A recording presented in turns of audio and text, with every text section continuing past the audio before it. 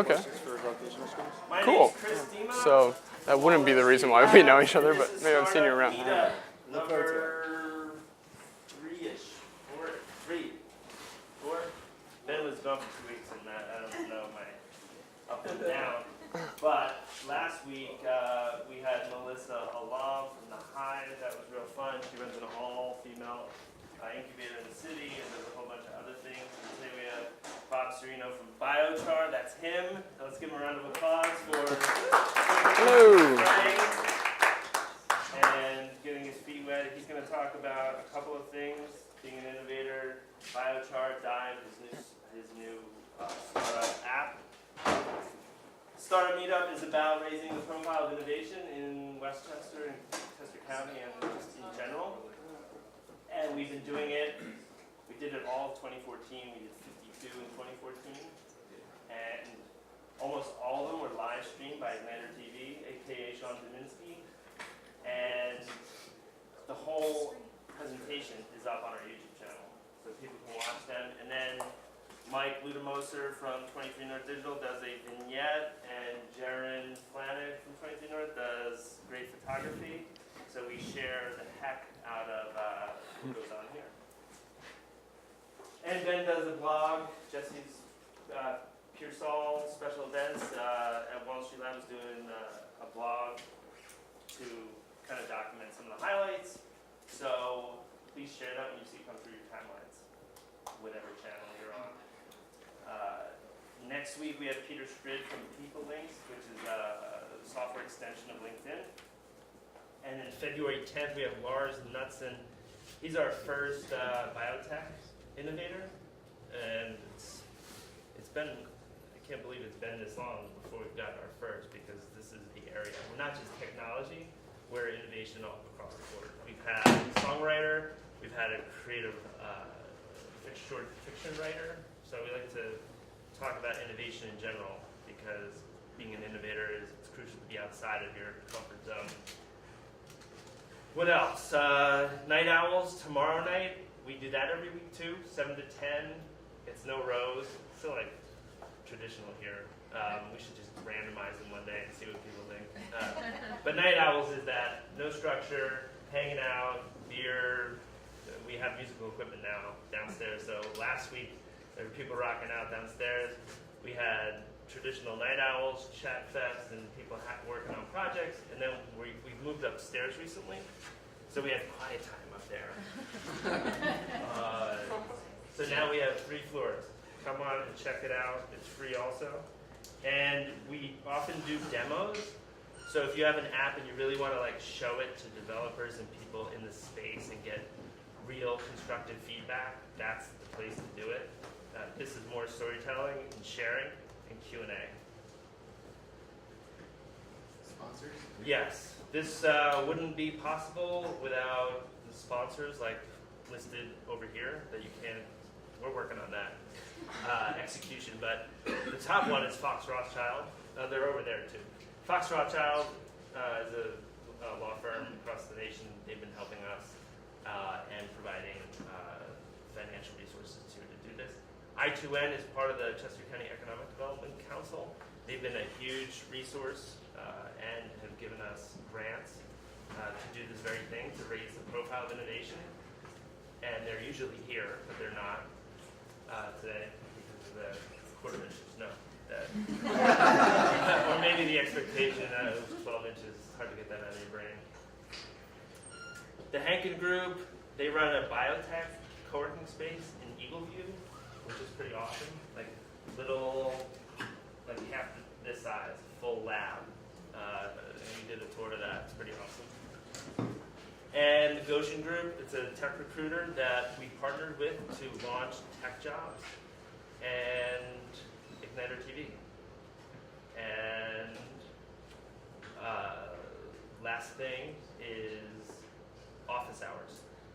So we've been building this in the background. We haven't really told everyone officially, but there are 30 innovation advisors who are accessible through officehours.walnutstreetlabs.com. So if you need to talk to an IP attorney or somebody who does mobile application development, who does it now, you can get them for a half hour for free. You can schedule it. People have availabilities shown. You can meet here in Eagle View, in Wayne, or do it on the phone if you can. Free resources, and it's been my observation that 15 minutes with the right person can save you an extraordinary amount of time. Oh, this is really the last thing. We've got Doug McConaughey and Adele Baramani from Westchester University. Doug has been critical in the creation of the lab, a long-time friend, and I didn't have him when I went to Westchester back in 1874, but my roommates did, and so it's cool to have reconnected with him 2 years ago when we started this, or 3 years ago.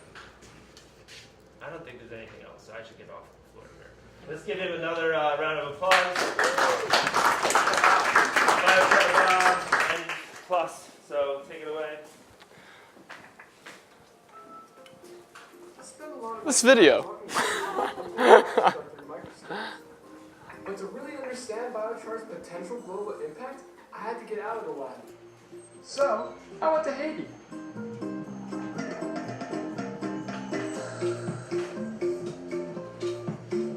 Deforestation and erosion have left Haiti with incredibly depleted agricultural soils, which has created a food crisis and made Haiti one of the poorest countries on the planet. I went to visit Carbon Roots International, which has been working with Biochar in Haiti since 2010. Our two main deliverables, our two main products that we work with are biochar and green charcoal. Biochar we essentially use with impoverished farmers to give them an alternative to buying expensive artificial fertilizers so they can sustainably improve their crop yields and improve the health of their soil. And green charcoal will actually give people an alternative to chopping trees down to produce their cooking charcoal. Carbon Roots International has been holding workshops across Haiti where they teach char production and educate farmers about the benefits of biochar. I've gone to, at this point, maybe 20, 25 communities throughout the country. And every time I go, I show them how to build a 55-gallon T-Lud spiralizer. And then when I have the opportunity to go back, I ask them, show me where you planted with it. And they'll proudly take me to a place and say, this is where we normally plant. And, it looks okay. And then they'll say, but this is with the biochar. We go to the communities, we show them the biochar. We use different material they have. And it was a success everywhere we go. But what makes it successful, it was so simple. And no one could imagine something simple can make the difference. It makes the difference in our papaya. It makes difference in our bananas. It makes difference in our tomatoes, cabbage, lettuce. Any kind of plant we're planting now, we're planting with biochar. I went to visit one of the farmers who attended a workshop, and he took me out to see his farm where he started using biochar in the soil. And the difference in crop size was incredible. Chaque jour, je prêche sur ça. Donc, la pluie bien zigné, il dure plus, il donne plus vite, il fait plus de temps en terre, il a un petit gros fruit. It gives us a lot of difference. Our soil is really good now. We got less diseases. And when it's really dry, the biochar is just the best.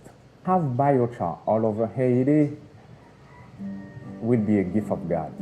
In addition to biochar for the soil, Carbon Roots International is launching a center for the production of green charcoal cooking briquettes, which are made from the same agricultural waste as biochar, and eliminate the need to cut down trees for fuel. Even it's so beautiful the way it is, but if you see that mountain, it's almost no trees. Because of we are using charcoal, we have to cut them down just to make charcoal. If we have another way to make charcoal, we will have more trees on the mountain. 70% of energy consumption in Haiti is the consumption of cooking charcoal. And to make charcoal, you need to chop trees down. But they have about 1% of their trees left here in Haiti.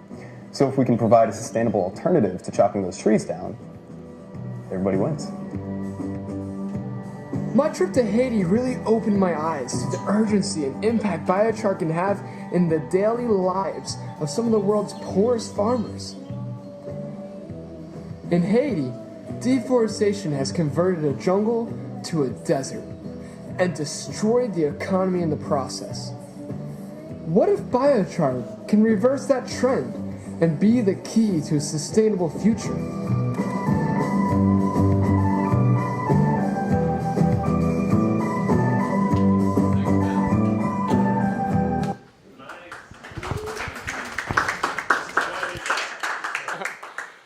How are we doing this morning, guys? Are we feeling good? Let's give ourselves another round of applause. Woo! My name is Bob Cirino, and I was born in right outside of Albany, New York, and then I moved to Delaware for a little bit and ended up in West Grove, Pennsylvania, where I spent probably kindergarten until right now, and then I went to University of Delaware. And so I got involved with the Biochar Company. That's going to be part of the story a little bit later, but I want to tell you why I got involved with the Biochar Company in the very first place and the exciting work that we're doing, and also some of the different projects that I've done in my entrepreneurial adventure so far. So growing up in southern Chester County, it's one of the most quickly developing spaces on the East Coast. There's developments popping up all over the place. If you go down 896 and 841 where they intersect, that's basically exactly where I live. And anybody who's familiar with the area has seen it go in the last 15 years from rural to something a little less rural.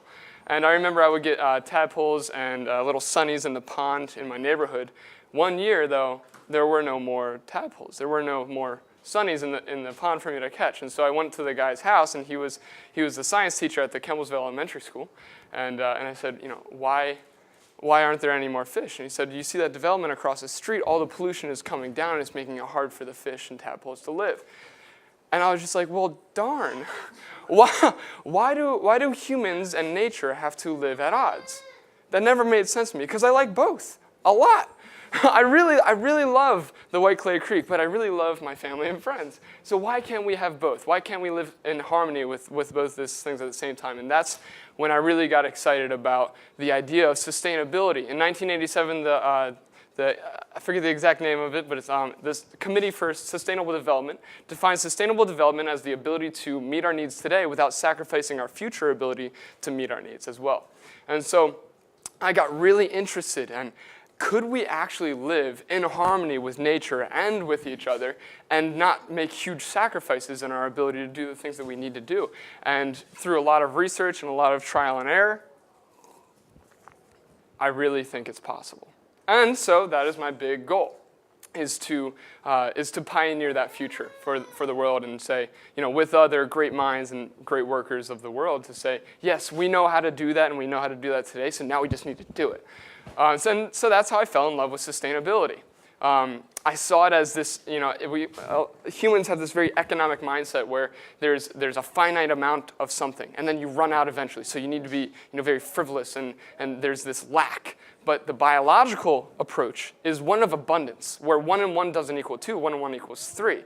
When you divide $1, you get 50 cents in 2 hands. If you divide a cell, you get 2 organisms that can then divide again and continue to grow into infinite abundance.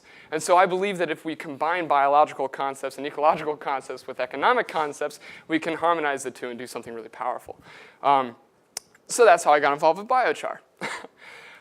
Going through high school, I went to Admiral Grove Charter School. Going through high school, I was always inspired to try to find new ways to do things, whether it was trying to change the dress code and signing a petition. My dad said, if something bothers you, don't just complain about it, do something about it. If you complain and do nothing about it, then I'm never going to listen to you. And so, because I'd be like, well, they're making me wear collared shirts. And he's like, well, do something about it. Don't just complain, action. And so I kind of took that mindset, and when I was looking around, I was like, okay, so of all these really far out outlandish ideas of sustainability, what is the easiest, most attainable fruit to just pick and say, if we did at least this, it would make a really big difference? And that's how I came across biochar. So what biochar is biochar is a biological charcoal. Basically, what our company does, the Biochar Company was founded in 2011. What we do is we take lumber waste. And then we take that waste, so you have a circular log, and you get a square product out of it. So everything between the square and the circle is a waste stream. Well, not to us. There is no such thing as waste in nature. So what do you do with that? If you heat the temperature way up and keep the oxygen down low, that charcoal, that material, doesn't go to ash. It stays as charcoal. Because that oxygen, being in that high temperature environment, causes all that carbon that would be the charcoal to go up as smoke into the atmosphere. So because it's 500 to 700 degrees Celsius to make this product in the first place, all those vapors and tars and resins and oils inherent, like the sap, inherent in these pines or these Douglas firs, that's going to be vaporizing out and leaving you with this really high carbon, extremely porous charcoal substrate. And all those vapors can then be combusted right then and there or condensed into a bio-oil. And this 1 gram of biochar has the same surface area, just to wrap your minds around it, as a basketball court, folded up. So that's around 400 square meters of surface area in a single gram of charcoal. So if you think about what it means for the soil, we are carbon-based beings. Carbon is the most interactive molecule. That's why a lot of biology is made out of that. And so when you put that in the soil, it has the ability to grab nutrients. So a lot of times if you look at the Delmarva Peninsula, and then we look at the Chesapeake, the reason why the Chesapeake Bay is trashed right now is because the sandy soils of the Delmarva Peninsula can't hold on to the nutrients, so they fertilize, and the next time it rains, it all washes out and goes into the water. And then we have eutrophication, all these problems. The Gulf of Mexico is totally shot. Go to China. A lot of the waterways are destroyed there. The Lake Erie, dogs were dying because they were swimming in it because there was so much fertilizers and toxins in that water.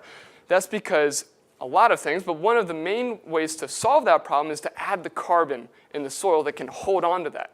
So not only does our porous substrate act as a sponge for water, but it's also like a sponge for nutrients as well. And it grabs onto it and gives it back to the plants without letting it go into the waterways. So you become extremely more efficient with your fertilizing regime, and it builds up over time because our product lasts for hundreds to thousands of years. The first time biochar was made, it was about 350 million years ago. And there's a rich history of charcoal production for agricultural usage in the Amazonian basin where soils are infamously infertile. But these huge civilizations, if anybody's read the book 1491, amazing book, there was these huge civilizations that had this extremely productive agricultural backbone that fed all the people in the Amazon. And so while the archaeologists were flying over in helicopters, they found these tufts of extreme vegetation amongst the jungle. And when they looked in the soil, it was 6 feet of black earth. So it's called terra preta soil, black earth. And it's incredibly productive. So what our company did is we took that ancient process, that biological process has been around for a long time. And what we did is we tried to make it way more efficient, way more effective, and now we're one of 11 finalists in Richard Branson's $25 million Virgin Earth Challenge. It's 10,000 applicants to say, hey, who can take a gigaton of carbon out of the atmosphere and sequester it in a safe place while making a viable business, right? Because this is why I transitioned into business, and I'll bring it back a little bit, because I believe that business is an absolutely powerful vehicle to catalyze change. Because if you have resources, then you can build things. If you have resources, then you can make things happen. And I'm very familiar with the group that you just saw is a nonprofit that I went down and visited, and they spend about 66 to 75% of their time reporting, and the rest of the time doing. What I saw with business is that you can just do all day long, and if you do it well, you're offering true value. You're able to feed the machine and have it be self-perpetuated. So what we do is we use plants to take carbon out of the atmosphere and then put it in the ground, so it's a form of carbon sequestration, everything that you're hearing as well. Because that charcoal lasts for hundreds of thousands of years, that carbon that was once atmospheric carbon got turned into a plant stick or what have you, and then we fix that into carbon, and now it stays in the soil for a long time. And it increases the carbon production in the soil as well. So it's like wine, getting better over time, as opposed to the current modern, which is destroy the soil and add more every single year. So I wasn't always into business. I was always into change. And I remember I read E = MC squared in Miss Hoffman's class in 6th grade. And I was just totally inspired by Einstein's ability to completely revolutionize the way that people thought. And I was like, wow, I love science. My parents got me a microscope when I was like in 4th grade, and I had a little mini lab in my room, and I loved looking at butterfly wings. That was the first thing that I looked at, and it was absolutely, it grabbed my attention so much. And so I said, then I'm going to change the world using science. So I led up my whole life, trained to be a scientist. I went to University of Delaware, started doing research in summer of my 10th grade on bone cancer. I transitioned to intracellular calcium signaling in fungi using confocal microscopy. And by my sophomore year, I published a paper where we took a yeast cell, ablated 5 nanometers of the yeast cell at a time with a focused ion beam of gallium ions, and then took an electron microscope picture, stay with me, every single 5 nanometers, created this 3-dimensional layering of all these photos, and then recreated a virtual yeast cell by taking each picture and outlining it. And that was the first of its kind. So I felt really great about that. I was like, science, yeah, we can do this. But as I realized that it's a very political system in the academic world, and I started to understand the different barriers, I said, well, where else can I exert myself? Where can I invest myself that is going to have that impact that I wish to have? Make sure I'm doing these. Business venues for social impact. Thanks, Ben. Ben helped me make these. So what I realize is that change isn't just made through intellectual thought. Change is made by action, which can be catalyzed by intellectual thought. And so I started saying, well, what is science really? What do I understand science to be now? I was doing a biology, soil science double major with a biochemistry minor. The way that I see science now is science is looking at a part, understanding each individual aspect of that part, and how that part changes in aspects to the whole, with respect to the whole. So it's this choreography of a part in the context of a whole, and how a different environment can change the whole equation. That's what business is. And once I started understanding, if you can understand how this part works with this part, you can build these ecosystems where you have 1 + 1 = 3. You're creating abundance. Now you're creating something where you can take a little value for yourself and feed the machine, because profits are like food. You don't live to eat, but you need to eat to live. It's what you do between the meals that makes who you are. And that's when I saw business as an amazing venue for social impact, because that's what I really want to do. So I dropped out. And I pursued a lot of different business avenues. So the Biochar Company is one of the things that I focus a lot of my time and energy into, because I believe in its future. I firmly believe that biocarbon, as they say in Haiti, biochar is going to absolutely revolutionize the way that we approach agriculture. I think that it's going to be the first domino in a long series of a shift in mindset and a shift of perspective, where no longer will the Sahara Desert go from the cedar grove that it was to the desert because of poor soil management in the Fertile Crescent. No longer will we be destroying our soils. I believe that we will be regenerating the soils, and agriculture is a means to regenerate the earth, because the soil is where everything dies and comes back to life. And if that's broken, then the whole system gets thrown out of whack. So I see it as a huge opportunity. The entrepreneurial mindset is how you identify a problem, and then on the other, so you pick up a stick, you get both ends of the stick. A problem's on one side, but the opportunity is on the other. So I see agriculture as this massive problem area where economy and ecology meet. Inseparably so, we're turning sun and water into money. That's what's happening, using biological processes. So how can we use that as a tool for an opportunity to change the way that we exist on Earth? And so with the Biochar Company, we've made a series of products. We've raised about $750,000. Right after this, I'm going to go meet with an individual who's looking to cash us up to launch us into the next year. We've partnered with the largest organic fertilizer company in the nation, Sustain.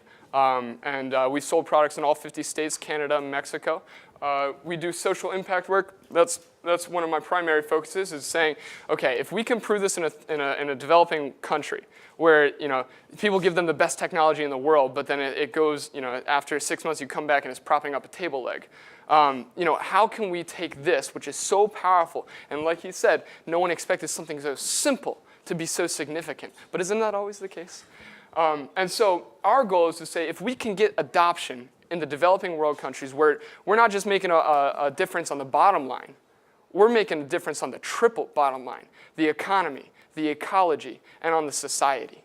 That is the triple bottom line: people, planet, profit. If you're not doing those three things, then it's not going to be sustainable. And to sustain means to endure time. So if we can prove it there and show this massive story, then maybe people will say, hey, I'm really interested in this. Will this work in my garden?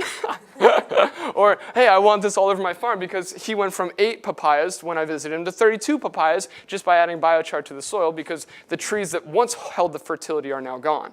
So how do you catalyze that fertility back up? You inject carbon that's going to stay in there for a long time and give all the things that biology needs to live. And so this year we're going to be launching our fertilizer product with Sustain on a very wide scale, and I'm really excited about this. And I have a blog going up on the Virgin website on the 2nd, so keep your eyes peeled for that. Just went to Mexico, where they're putting this into their practices, and they're seeing huge responses, so I'll be launching a video at the same time with that. But that's not the only thing that I've done. Just to round out the experience, I also have traded Bitcoins using a human and algorithms. And so we did tremendously with that. We got 350% returns in 8 months. for our investors, and then lost it all in 3 hours. And I was on a plane over the Atlantic Ocean when that happened, and so that's always a learning experience. To make that happen, I started a very small investment firm called MB30 Investments, where I found people my age who had accumulated great wealth for themselves, and they said, "Hey, you're the idea guy, right?" And I was like, I guess I am. I have the notebook with all the ideas, and they're like, we were eating hoagies one night, and they're like, well, what are some of your ideas? And so I just started laying them out, and they're like, let's start a fund. And I was like, okay, great. Okay. So then I dropped out.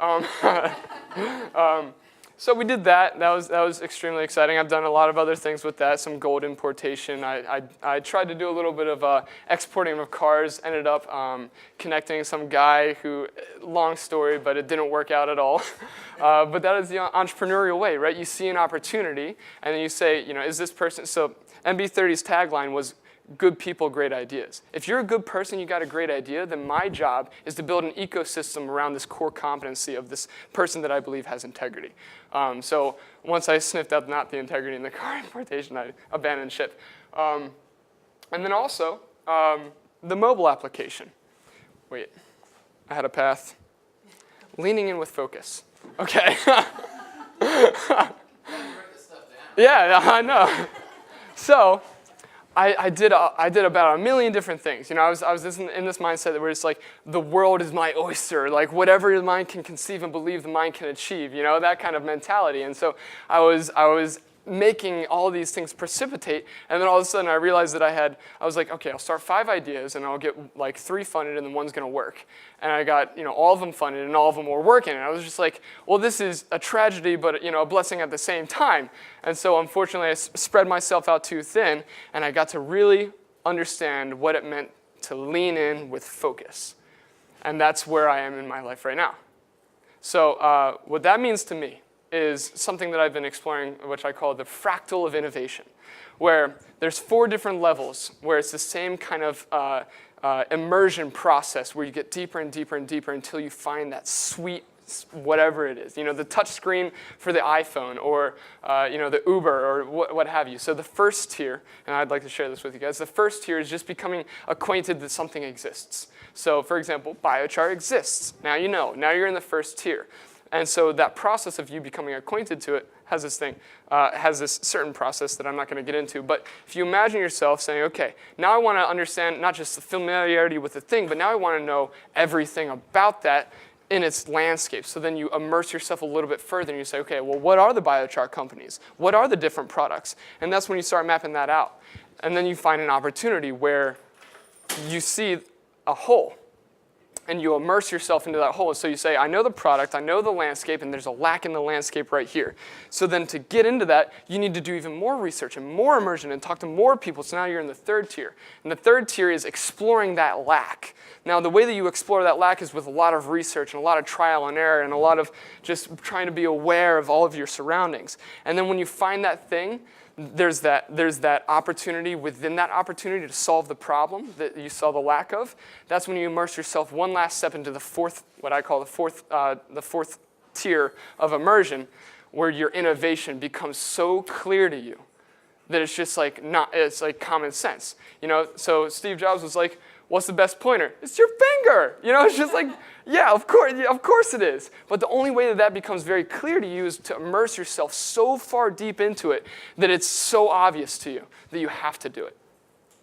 And so what I'm doing right now is, now that I've had a lot of experiences and I've experienced a lot of failure and I've gotten to see really interesting sides of people, when you lose a lot of money really quickly, you see who people are. And you find out who you are.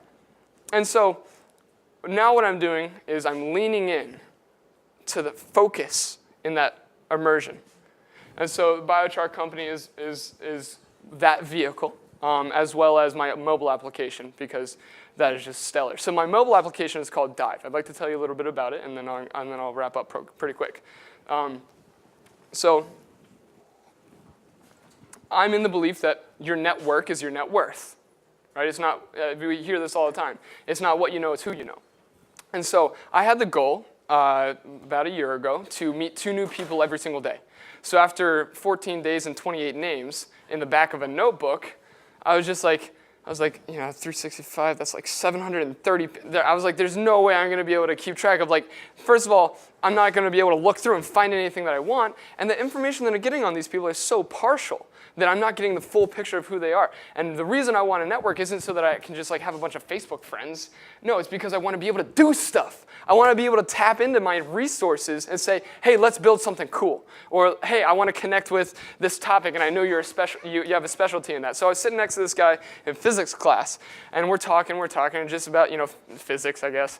And then all of a sudden, I realized that he had done research on fungus as well. I did my intracellular calcium signaling in fungus. So we all of a sudden sparked. And this conversation, I didn't even pay attention to the lecture. I was like, this guy, I've been sitting next to him for 2 months, it seemed like. And I was like, but I didn't know that he had this commonality with me. And I was like, how many of my friends do I only know this much about, but I can't get into the whole being of who they are? And what I call it is rediscovering your network. So what Dive does is it solves that problem. Dive takes the work out of network. What we do is we take all of your different social media outlets and we aggregate that all into one place. But we take it a step further because there's lots of people who are doing something like that. What we do is we have an algorithm that goes through all the content that you're producing, and we find trends of what you're posting about, what you're talking about, what you're thinking about, and we call these groupings. So for your identity, on my LinkedIn, I may post about my science and my entrepreneurialism. On my Facebook, I might be posting my favorite longboarding videos. And on my Twitter, I might be telling you about how I'm watching the Lakers game. Or I don't watch the Lakers game, but for example. Now, if I have a trend where I post a couple times about something, then chances are that that's a grouping of mine. So by taking and inferring who you are by not just the plug and play information like education, language spoken, skills and attributes, but also this interpretation of who you are based on high probability groupings, now what we give you is a Dive score that allows you to identify compatibility instantly with somebody, where it takes this holistic picture of who you are, what you want to make available at different privacy settings, of course. And it says, how many people do you have in common? But more importantly, how many groupings do you have in common? And then it shows you that immediately. You can plug that into Bluetooth 4.0. I can stand up right here with my phone like this. And then if you are all using it with your Bluetooth on, I can see you feet away from me and exactly what we have in compatibility to one another. So I can pick up as if I knew everything about you based on what you're posting online, which to me is a lot more complete than my likes on Facebook. And so our goal is to inspire people to make connections face-to-face immediately, and then be so inspired and have such a rich relationship to take that online connection offline. Now, we allow you to maintain different personas. So on your card, which is your profile, think of it like a business card or what we're calling like a life card, you have 5 different personas, for example. One might be entrepreneur, and on that, the information that you view as the user on that card is very specific to entrepreneurialism, and it's metered by you. If you have something like working out, then it has your cardio and you're doing legs and Arnold Schwarzenegger is your favorite idol, things that are specific to that, because we don't want to see all the information. That's what it used to be. But now it's about the right information. So Dive is about being extremely relevant and allowing you to find the right information in all of the information. And so that's the idea behind Dive. I could talk more about that, but I think that we'll leave that for like a Q&A session. So what I want to tell you is the last step. Don't show them, tell them. And then after this, we're going to go straight into Q&A, so. Yes, I'm taking time. No, it's fine. just so that you're aware. Okay, thank you. Fernando Migliacci is this great guy. I love him to death. He lives in Florida, and he just would say this over and over and over to me. He would say, don't tell them, show them. And then my girlfriend, she writes poetry, and she says, don't tell them, show them. You feel something, show them you feel it. Don't say the actual feeling, show them that you feel it. And so if I want to create this change where people are connecting with each other and they're connecting with nature, let me show them. I don't want to tell you, I want to show you. So my big vision, the thing that I'm working towards in all of my activities is 3 different things. BCC, biomes, I'm going to break this down. Biomes, conservatory, and cities. So what I'm going to do is, my big vision as an entrepreneur and Bob Cirino is to buy thousands of acres of land representative of each and every major biome on Earth and preserve the most sensitive ecosystems that we have, because that's what we need to do. I know what the trajectory of things look like. Last year was the hottest year on record ever since temperatures have been starting to get recorded in the 1800s, okay? And if I'm concerned about climate change, I'm very acutely aware of the amount of carbon that we have in the atmosphere and what that means. So I believe preservation first, to say, yeah, let's keep this intact so that we can get back to this. Then what I want to do is I want to go on a grand Darwinian adventure where I go through and curate, instead of art and cigars and wine, I want to curate the earth. And I'm going to bring that back into a campus of conservatories, which will be called the Cirino School of the Earth, where I will have each biome. I'm telling the vision right now, man. I love this. This is what I'm working towards. Where you'll be able to study ecosystems in their entirety. And then lastly, and this is the thing that I'm most excited about, is creating cities, where I want to show them. I don't want to just tell them. I want to show them. I don't want to tell them. So what I want to do is I want to start with agriculture being the center of value. So I want to go in and I want to find devalued land that has been either devalued by climate change or from unsustainable agriculture where the soil is very poor. And then what I'm going to do is I'm going to use the sun and I'm going to use the rain and I'm going to grow money by using biochar and all the other things that I know how to do to rehabilitate the natural productivity of that system and then convert that value of sunlight turning 2 carbons into a sugar, and I'm going to turn that into the currency of dollars. And what I'm going to do is I'm going to lease that out to farmers at a really low rate and do profit sharing on the productivity of their production, because I'm going to be getting it at such a low cost, rehabilitated for pennies on the dollar with my own darn product. And then it's going to increase in value and productivity over time, because it's like wine in the soil. Lastly, what I'm going to do is the way that I think agriculture needs to be done is not with machines, but with really smart people and hands who are really aware of how ecosystems work. That's a whole lecture in and of itself. But I'm going to need to house those people, so then I'm going to build. I'm going to build housing stuff. I'm going to build their Rite Aid or whatever. And I'm going to start a city based around, I'm going to build a city from the farm up, just like George Washington did with the United States of America. And I'm going to show them. I'm not going to tell them. Thank you. Thanks, Bob.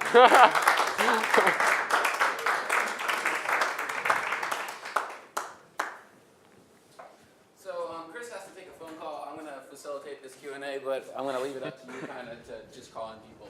Okay. Thanks for coming out. You're a super ambitious dude, and it looks like no, I mean that in a real way. Like, I think it's common to display doubt when people have big dreams, and here is a safe place to want to change the world and not have people laugh at you. So, does anyone have any questions for Bob?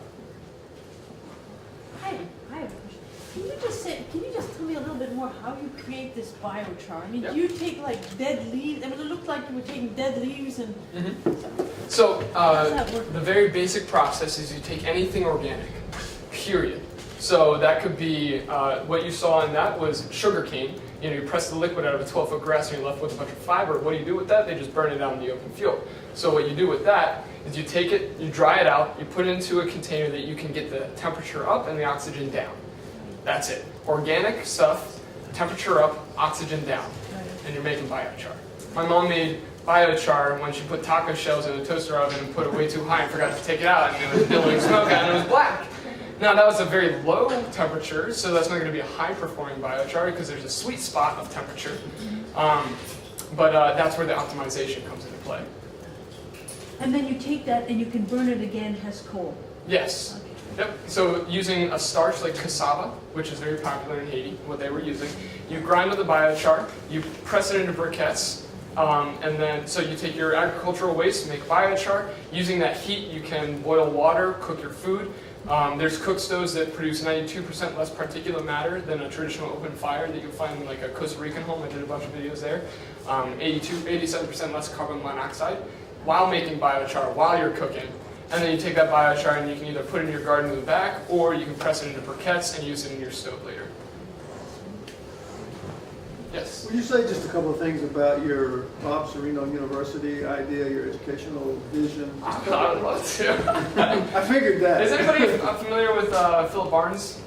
He had the very, very large curation of art up in Wayne, Pennsylvania. Oh, Yeah. The Barnes Foundation. Yes. Yeah. He's amazing. And he totally inspired me for this idea. So if you understand what he tried to do with his art gallery, that's what I wish to do with my art gallery. the art of life, right? And so what I want to do is I believe that right now science is being taught in a very reductionary way. And I think that that's very, very good in some regards. Now, you need to be able to reduce something down to understand it for the whole, but if you lose the context of the whole, then you don't understand the part. So I want to use my school as a way for me to impart my philosophies and how things should be taught, how science should be understood. I learn best by working with my hands, being in the lab. You know, I learned biochemical pathways in 11th grade just by reading papers and then watching fungus move. And that was me contextualizing a part of knowledge in a system. I want to do that on every level with all these people from all across the world, and it's going to be an international place of science. Because I want to do the Buckminster-Fuller biomes, where you're able to recreate an ecosystem as best as you possibly can, so you can go in and study the world on a 1,000-acre campus somewhere in the United States of America, or maybe not. And so I believe that I die. I think that we all die. But I think the thing that lives on it is what you're able to give and for people to carry forward. And so I believe that that is my philosophy and my vision, and the way that I think that things should be. I think that if I can impart that upon different scientists, that we can do something remarkable that will outlive me. Is this like the Venus Project? Are you familiar with that? I'm familiar, not terribly familiar with it, but it's less about, that was about trying to make life possible on a different planet using biomes. No, I thought it was very much like what you're doing, and you mentioned this guy in Florida, and I thought maybe he was hooked up with that because he was down there, and it would be great if you guys got together. The Venus Project? Yeah. Follow. And you know, E.O. Wilson's work is moving in that direction as well. Might mention. Wilson? E.O. Wilson, do you know who he is? I know the name, but I'm not familiar with his work. He's a biologist, and he's written about life and the future and many things, but he's actually an insect scientist. But he's written very theological as well as scientific tomes about that. A Pulitzer Prize winner. So Edward O. Wilson, you might want to check him out. Awesome. Yeah, so that's my, that is what I want to do. Once I build my city, that'll just be such a huge revenue creation machine that I will then go and fund all this stuff and make it happen. Good, thanks. Thank you. Yeah, one of the things that your project here kind of reminds me of is, it was something that kind of started, I think, back in the 50s called ecological design, where it's kind of the idea, have you heard of this principle? It's there's some great books you can read. I'm sure it's been encapsulated in a couple of different things that I've been It has, it's fed into future things. But one of the things it talks about is making projects that actually fit within the context of the communities that are going to use them. So like, I think one of the capstone things this guy created was, I think it was a radio that ran off manure. And people hated it, you know, it's like, you know, here they are making these, you know, radios. And they joked on it, but I mean, it was a battery that could be produced for a couple of pennies. And so like, you know, the ability to kind of to take resources people already have, like the steel drums you're talking about, and produce the fertilizer right then and there with crops and the things that are there, fits really well into within that concept. And the other thing it reminded me of was a project one time that was trying to, it was somewhere in Latin America, South America, it was trying to increase the nutrition levels of people in these environments. And they couldn't do it. They couldn't get people to change their eating habits, because who wants to change your eating habits by somebody coming in and telling you how to change your eating habits? And what they did, Successful. yeah, no, and what they did was they took kids and in schools, and they changed the food they were feeding pets in schools. And so it was approached the kids when they saw that rabbits that ate, you know, higher nutrition as opposed to like, you know, the things that are just pure starches. These things actually grew better, more active. And the kids fed this back to their parents, which then changed the crops they were putting into the ground, which changed their eating habits. That just seems like it might be an approach too that would fit. You know, you're talking about, you know, sending this stuff out to the communities here. If you approach the kids and show the kids how their little gardens grow, you know, the parents would pick up on that and probably try it. It might be an approach too. Absolutely, and that's something that we think about a lot. You hit the nail on the head. The recycling approach, right? You teach the children how to recycle, and they'll teach the parents, because the parents are harder to change. That's not as easy with one of our niches, which is going to be the large-scale agriculture folks. They're not going to listen to their kids because their mentality is, my grandfather did this, and if I'm not doing that, that means I'm not good enough. Or, you know, it's really interesting. But we are getting a lot of the ground roots where people in their backyard gardens are doing this, and you know, I talk at high schools and elementary schools all the time on this. You just set up you set up a fire and you have a child's attention. I mean, that's just that's the basis of the story. That's what got my attention. I was in Landenberg, and this guy was making this stuff in a 55-gallon barrel, and he was like, "Hey, you want to set some stuff on fire?" And I was like, yeah, you have my attention. And he told me about biochar. Right now, actually, I'm talking with a publisher out of Chicago to do a series of children's books called A New Earth 2015 edition. And so we're going to be talking about biochar and all the different regenerative techniques to get that verbiage into the children's lexicon. And we partnered with Lexicon Sustainability, which is creating definitions for all words sustainable. So like biochar is one of the words that they chose, so they used our company. And they made like a coffee table book with Harper's publisher that's like that thick. And it has all these pictures of sustainable activities with like descriptions, and they're making placemats of those and putting them in schools. So I think you're right on it. So generally we'll stop at 10 o'clock, but we started a couple minutes late. Do you guys mind if we go a couple minutes late? No. Does that bother anyone? Okay, cool. So let's keep going. You mentioned that you were working with a nonprofit in Haiti. Yes. I've been working in Haiti since the earthquake, and the focus immediately was on emergent medicine, and then it was on improving the health of the community, morphed into education. Now we're at a place where we have children that just intellectually are not going to be able to go to university, but we want them engaged and productive citizens. And when I read a little bit about biochar, I thought, well, that's really interesting. This is something that I can train, help them get into agriculture, or even introduce to the community to replace the use of charcoal. Exactly. And then the other project that we're working on right now is trying to build a school in the village that improves the standard. It's somewhere between the Haitian education standard and American education standard. So could my children who are doing or producing biochar help fund the school? So is there a specific organization in Haiti that we could contact to help introduce biochar to Petitgoise? They're very, very, very busy individuals, I'm sure. But I'd be happy to share some information with you. Okay. But yeah, they're in Haiti full time. Some of them go between here and Haiti all the time. Yeah. But I think they got $500,000 from USAID. So they've been doing huge expansions recently.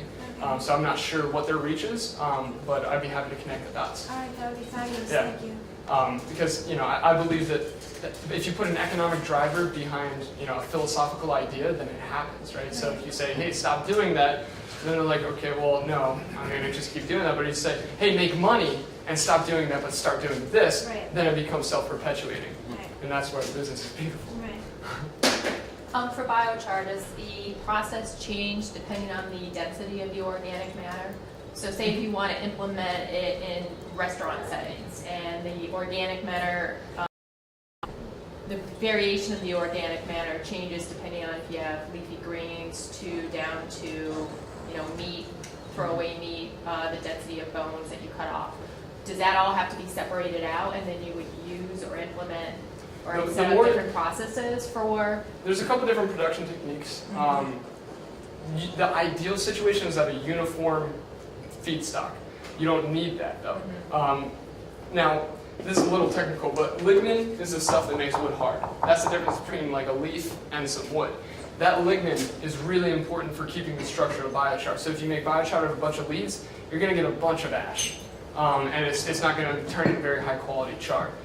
So if your goal is waste reduction, I think that's very effective. If your goal is to create like a value-added product afterward, the quality of that char is not going to be very good from food scraps. Now you can use bone char to do some really amazing things. So for example, in Mexico, the groundwater table is going so low that it's getting into the ancient water that's been eroding away the mantle for 10 to 30,000 years, and it has high levels of arsenic, lead, selenium, cadmium, these kind of things, to the point where it's killing lots of the people drinking the water. If you take bone char, turn bones into biochar, the high calcium levels in that bones and magnesium levels actually preferentially absorb arsenic and lead.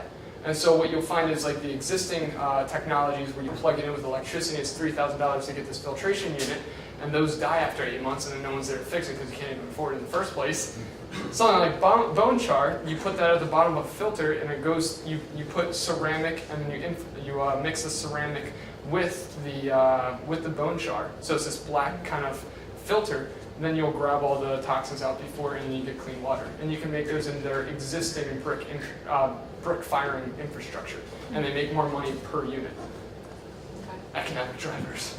Yeah, so I mean, there's lots So of you would different need things you can do. you would need a variation of like mixture or ratio depending on the organic matter in order to get that kind of. Yeah, you and I would need to sit down and like.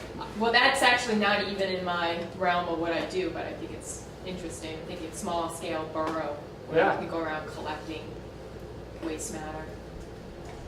It's a creative idea. Yeah. What's a good practical next step for kind of continuing on this kind of forward path of, you know, starting cities and schools and just kind of creating awareness for Creating awareness, practical next steps, cities. Okay, so for the Biochar Company, our next steps include scaling up with our fertilizer partner and just seeding the markets in every region of the U.S.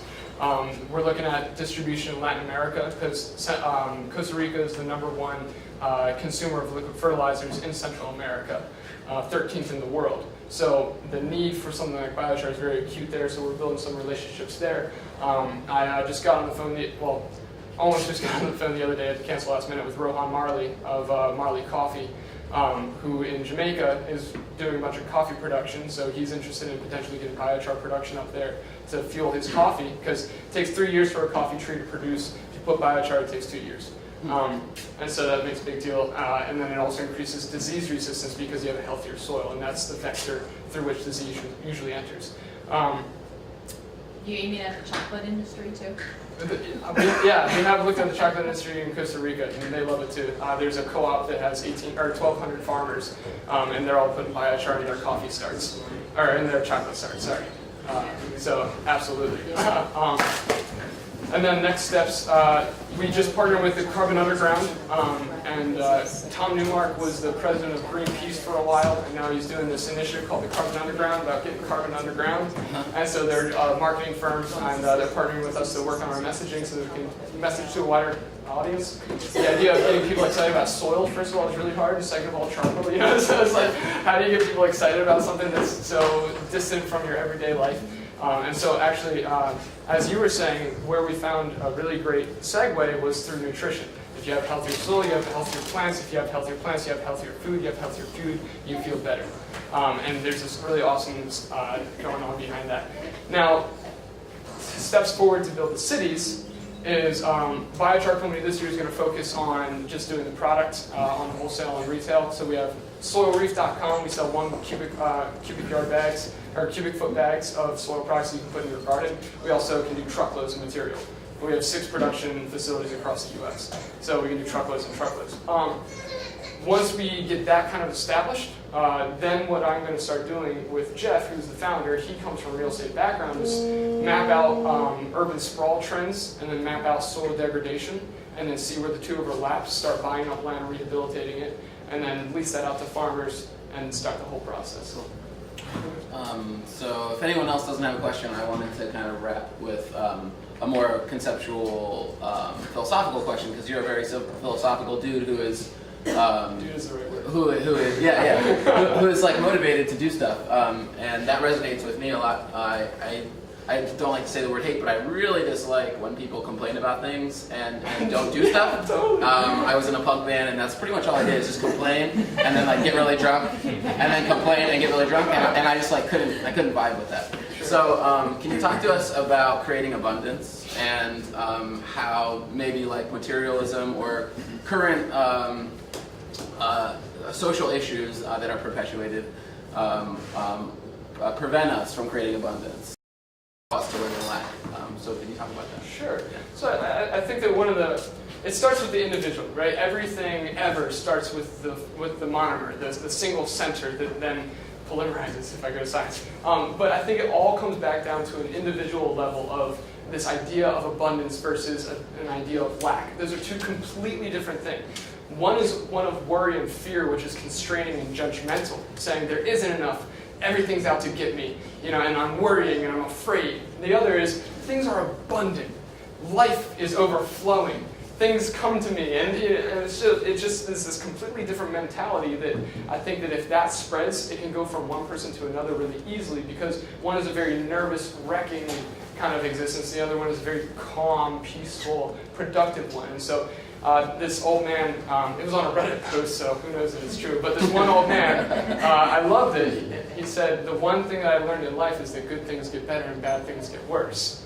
And so when I try to think about that in terms of everything, it's like, as long as you're pushing forward in the good harder than the bad is destroying itself, then you can win. I really think so. And you can gain a lot of momentum. You've seen that with Martin Luther King. You've seen that with Gandhi. You've seen that with these people who, in the wake of much adversity, had something that was so productive and abundant in peace and calm, even if it was chaotic. They were still calm and steady, that was able to accumulate mass. And the way I like to think about this, I'm getting a little in the sky here, but in the atmosphere, there's lots of vapor. And the only time that that vapor will fall out of the sky in the form of rain is when there is either a soot particle, an ice crystal, or a piece of dust. And that is a nucleation point for the vapor to then latch onto.